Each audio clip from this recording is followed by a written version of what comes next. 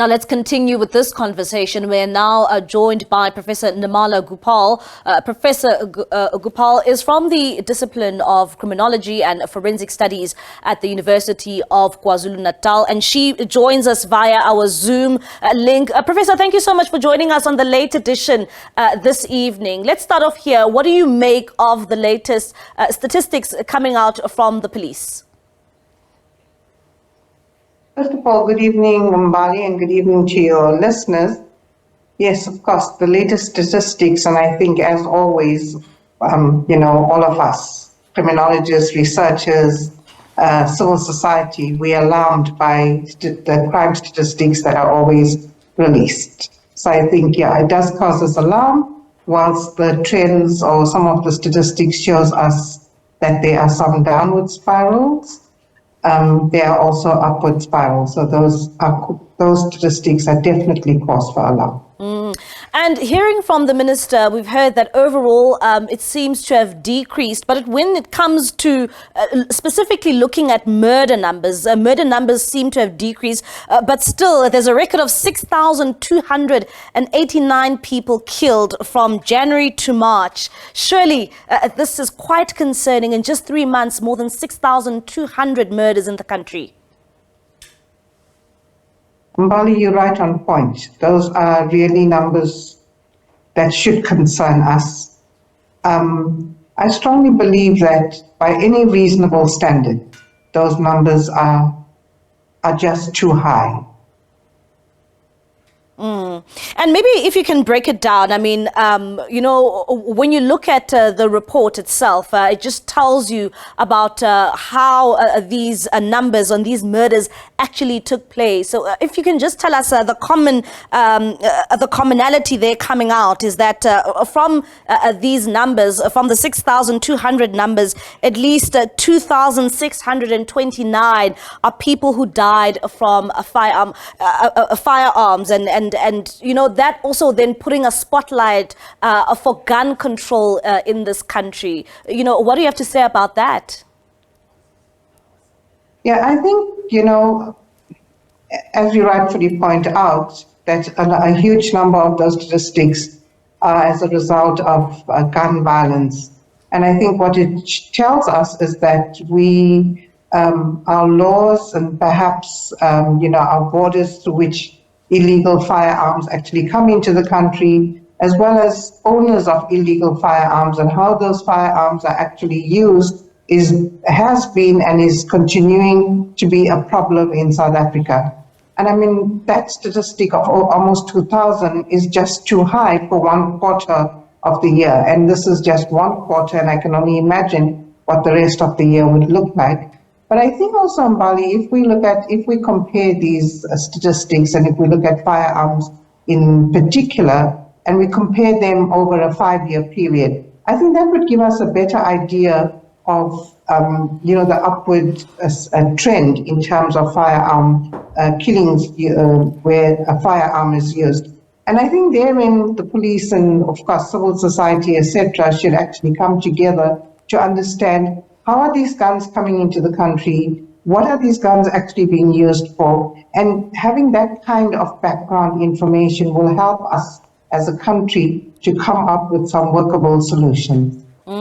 And of course, we also heard there with a number of initiatives coming out from the Department of Police, and that, of course, Bigicele was outlining to Parliament. When it comes to zooming into the issues in KZN, KZN still has the highest murder rate.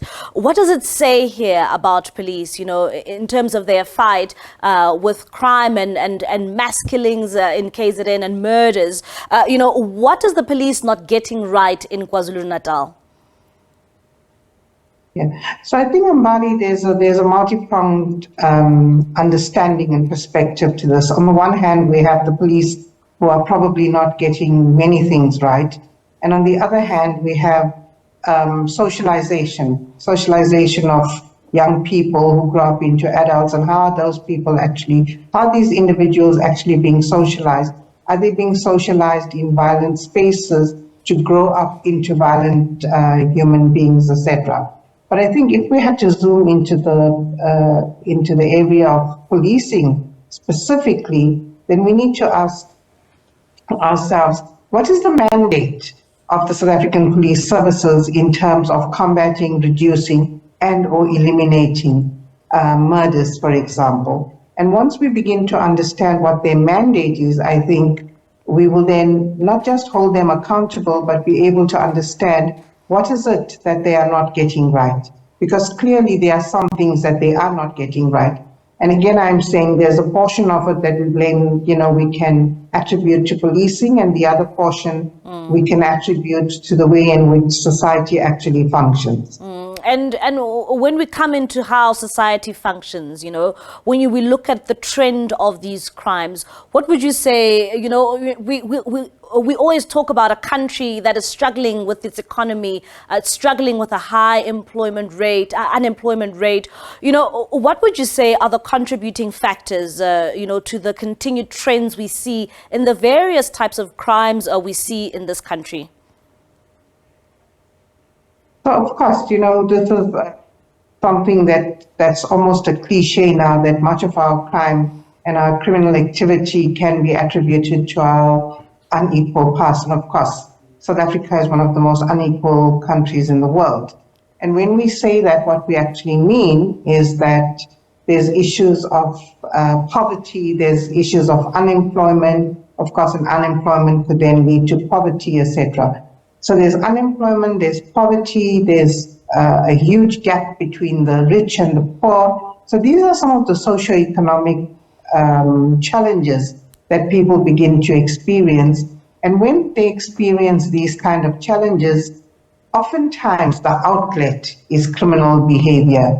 So in terms of having, in terms of finding ways to address crime in this country, whether it's violent crime, non-violent crime, etc., I think what's very important is to have a holistic approach. So we get the Department of Social Development, we get the Ministry of Policing, we get housing, and any other related departments to come together, instead of working in silos, but rather to come together and collectively use that wisdom to come up with very strategic interventions that will be effective.